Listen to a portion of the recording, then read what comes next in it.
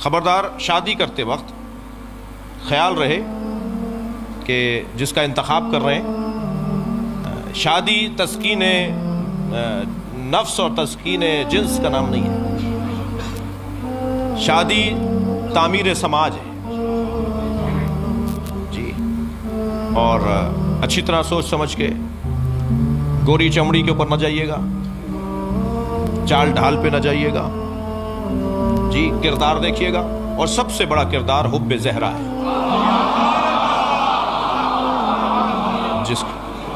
جس کے دل میں اہل بیت کی محبت پہلا معیار یہ ہونا چاہیے۔ ابھی اپنے آپ کو تسلی دے رہے تھے مولانا میں شیعہ کر لوں گا، کیا معلوم تمہیں سنی کر دے وہ؟ نہیں، ہم کیسے سنی ہو جائیں گے؟ اچھا نہیں ہو گئے جی؟ مولانا شیعہ سنی تو شیعہ ہوتے ہیں، شیعہ سنی نہیں ہوتے۔ میں نے تو بہت شیعہ دیکھے جو سنی ہوتے ہیں۔ کہنے لگے جی کہاں دیکھ لیا آپ نے؟ میں نے کہا ہمارے 21ویں گریڈ کے افسران، یہ 19ویں گریڈ کے افسران، یہ ہمارے وزراء، یہ ہمارے پولیٹیشنز جب چاہتے ہیں ہاتھ باندھ لیتے ہیں۔ یہ شیعہ سنی نہیں ہوتا؟ پیسے کی خاطر، دنیا کی خاطر، کرسی کی خاطر۔ دو لوگوں کو تو مولا علی کا نام ہی نہیں لینا چاہیے، ایک بزدل کو، ایک کنجوس کو۔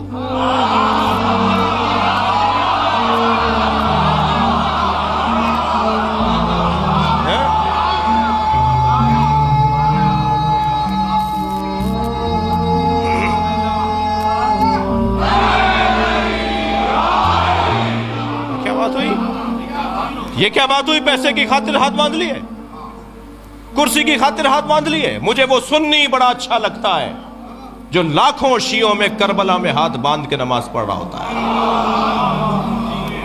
واللہ مجھے وہ سنی بڑا پیارا لگتا ہے جو مشہد مقدس میں امام رضا کے حرم میں لاکھوں شیعوں میں ہاتھ باندھ کے نماز پڑھتا ہے۔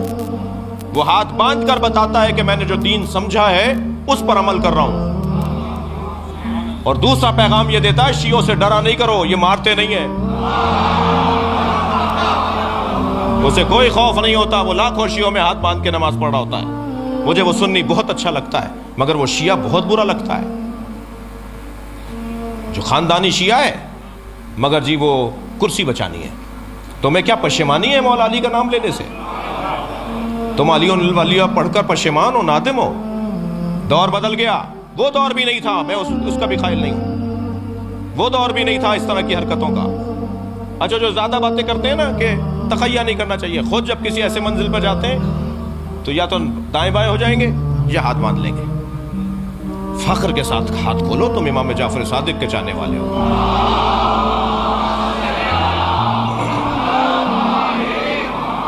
جی اگر ابھی تک بات سمجھ میں نہیں آئی ہے تو وہ علیحدہ بات ہے، سمجھ لینا چاہیے کسی کے پاس جا کر کہ بھئی ہاتھ کھولتے کیوں ہیں ہم۔ ایک بہت بڑے سیاستدان ہیں، شیعہ ہیں، خاندانی شیعہ ہیں، دادا پردادا سے شیعہ ہیں، وزیر بھی رہے، پاکستان کی کئی پوسٹوں پر وزارتوں میں رہے۔ پچھلے دنوں انہوں نے مجھ سے کہا کہ جی میں سجدہ نہیں رکھتا، کیونکہ نبی نے خاک پہ سجدہ، کربلا تو نبی کے بعد ہوئی ہے، تو نبی نے پھر خاک پہ سجدہ تو نہیں کیا ہوگا، وہ تو کربلا کے بعد خاک آئی ہے۔ میں نے کہا یہی آپ کی غلط فہمی ہے، اور اچھا اس ٹائپ کے جو لوگ ہیں نا ان کے مزاج میں بولنا ہے، سننا نہیں ہے۔ اپنے آفسوں میں بیٹھے ہوتے ہیں، اپنے ماتحتوں کے ساتھ زیادہ رہتے ہیں، تو بول بول کر ان کو اتنی عادت ہو گئی ہے کہ دوسرے بھی چپ رہتے ہیں کہ بھئی انہی کو بولنے دو، تو وہ سننے کے تو عادی نہیں ہے۔ تو خدا کے لیے اچھا الحمدللہ اس وقت ہماری یہ پوزیشن بھی ہے کہ پاکستان کے جنرل، پاکستان کے وزراء، پاکستان کی شخصیات، تھوڑا سا دل ان کا ہمارے اوپر آیا ہوا ہے، تو ہم بھی اپنا کام پورا کر رہے ہیں۔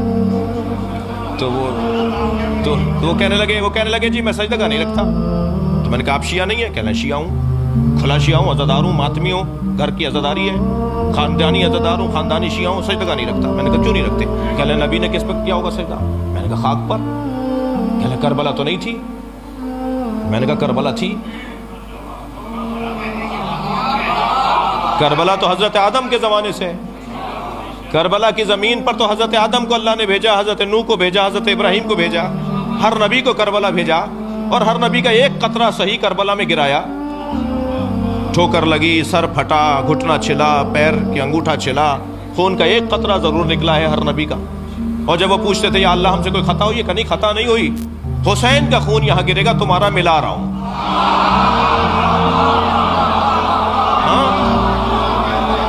تو پہلی بات تو یہ کلیئر رہے کہ کربلا امام حسین نے ڈھونڈی ہے، کربلا نے حسین کو نہیں ڈھونڈا ہے. کربلا پہلے سے تھی. رہ گئی بات خاک پر سر رکھنے کی، تو نبی نے خاک پہ سر رکھا. صحیح بخاری کی روایت، صحیح مسلم کی روایت، وَجُعِلَتْ لِيَ الْأَرْضُ سُجَّدًا، اللہ نے میرے لیے خاک کو سجدگاہ بنایا ہے. یہ صحیح بخاری کی روایت، صحیح مسلم کی روایت. محدث دہلوی تو شرح صحیح بخاری کے اندر حاشیے میں لکھتے ہیں کہ جو شیعہ حضرات ٹکیا بنا کر اس پہ سر رکھتے ہیں نماز میں، سجدے میں، شیعہ حضرات جو مٹی کا ڈھیلا رکھتے ہیں، یہ نبی کی سنت پہ عمل کرتے ہیں. صحیح بخاری کی شرح میں لکھا ہوا ہے کہ شیعہ نبی کی سنت پہ عمل کرتے ہیں. تو خاک پر سجدہ تو سرکار بھی کرتے تھے. پھر میں نے ان کو ایک مولا علی کا فرمان سنا دیا، جس کے بعد ان کا پیغام آیا کہ جی اب کلیئر ہو گیا اور اب میں سجدہ رکھا کروں گا. وہ یہ کہ مولا علی سے پوچھا گیا، یا علی، ہر رکعت میں قیام ایک ہے، رکوع ایک ہے، سجدے دو کیوں ہیں؟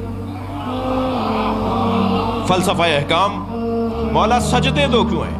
تو مولا نے قرآن کی آیت پڑھی کہ سجدے دو اس لیے ہیں کہ جب تم پہلا سر سجدے میں رکھتے ہو، پہلے سجدے کے لیے سر رکھتے ہو خاک پر، تو قرآن پکار کر کہتا ہے منہا خلقناکم، تم اسی مٹی سے بنے ہو. اور جب دوبارہ سر رکھتے ہو تو آیت آگے بڑھتی ہے وَفِيهَا نُعِيدُكُمْ، اسی مٹی میں واپس جاؤ گے. تو پہلا سجدہ تمہاری ولادت کی یاد دلاتا ہے، دوسرا سجدہ تمہاری موت کی یاد دلاتا ہے، اور دونوں سجدوں کے درمیان مختصر سا قیام ہے جسے زندگی کہا جاتا ہے.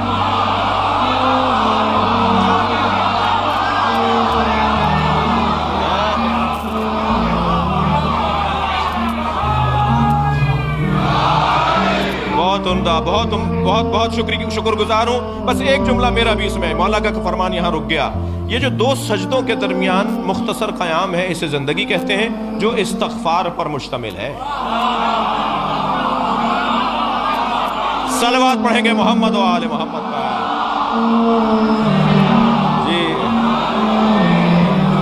جی مولانا، پہلا سجدہ ولادت کی یاد، دوسرا سجدہ موت کی یاد. خاک پر سر رکھو گے تو یاد آئے گا مٹی سے بنے ہو. مولا علی نے فلسفہ بیان کیا، خاک پر سر رکھو گے تو یاد آئے گا مٹی میں واپس جانا ہے. دقت فرمائی آپ نے. تو بچوں سے کہہ رہا تھا کہ انتخاب کرتے وقت ذرا کہیں ایسا نہ ہو کہ برعکس ہو جائے، تم نے اپنے آپ کو دھوکہ دیا کہ میں تو شیعہ کروں. اچھا کوئی ہے اتنا ہنرمند تو حرام نہیں ہے. جی ایک سنی بچی نے ایک یونیورسٹی میں مجھ سے سوال کیا، یوم حسین کے لیے ہم گئے تھے، کہہ لیں جی آپ مولوی حضرات سنی شیعہ کی شادی کی اجازت کیوں نہیں دیتے؟ میں نے کہا تم نے یہ سوال کیوں نہیں کیا کہ پنجابی اور سندھی کی شادیاں کیوں نہیں ہوتی، پٹھانوں کی اور بلوچوں کی شادیاں کیوں نہیں ہوتی؟ اس لیے کہ ثقافتیں مختلف ہیں، رہن سہن مختلف ہے، انداز زندگی مختلف ہے. تو یہی جواب تمہارے لیے ہے. وہ ماتم کرتا ہے، یہ ماتم نہیں کرتی. وہ ہاتھ کھول کے نماز پڑھتی ہے یا ہاتھ باندھ کے پڑھتے ہیں. تو روزانہ کی الجھنیں، تو حرام نہیں ہے، شادی ہو سکتی ہے. اگر اتنے کارنامہ، اتنی ہمت ہے کہ تم کچھ کر جاؤ تو کوئی مسئلہ نہیں ہے، لیکن جذبات کی بنیاد پر نہیں ہونا چاہیے. تو شادی کے لیے جو سب سے اہم بات ہے وہ کف کا ہونا ہے. مولانا کف کیا ہے؟ تو ایک کونے سے آواز آئی ایک مولانا کی کہ کف کا مطلب یہ ہے کہ وہ اگر ایم اے پاس ہے تو یہ بھی ایم اے ہونے چاہیے کم سے کم.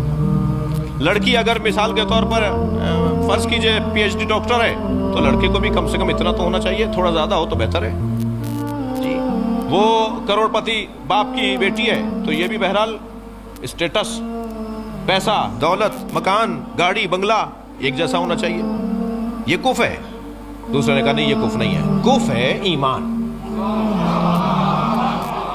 دونوں کا ایمان اچھا ہونا چاہیے. تو میں نے مولانا سے کہا مولانا میں آپ سے بہت زیادہ متفق نہیں ہوں. دنیا میں کوئی دو آدمی تو دکھائیے جن کا ایمان ایک جیسا ہو. برابر کے ہے ہی نہیں کوئی. جی پھر تو کسی نبی کے کف نہیں تھا. کسی میں دم ہے کہیں حضرت خدیجہ، حضرت ابو ذر اور حضرت سلمان کا ایمان ایک جیسا نہیں ہے. تو ایمان ایک جیسا کیسے ہوگا؟ تو یہ مجھے اپنے آپ کو سمجھانے کے لیے تو بہت اچھا ہے، قریب تر تو آ گیا ہوں، لیکن یہ آئیڈیل بات نہیں ہے. مثالی بات نہیں ہے. دنیا میں کوئی جوڑا کفر کی بنیاد پر نہیں بنا. بی بی خدیجہ پر میرے ماں باپ قربان، مگر کیا وہ نبی کے برابر تھی؟ کوئی جوڑا دنیا میں برابری کی بنیاد پر نہیں بنا. بہت دیر لگا دی ایک جملے کو کہنے میں. کوئی جوڑا برابری کی بنیاد پر نہیں بڑھا، ایک جوڑا برابری کی بنیاد.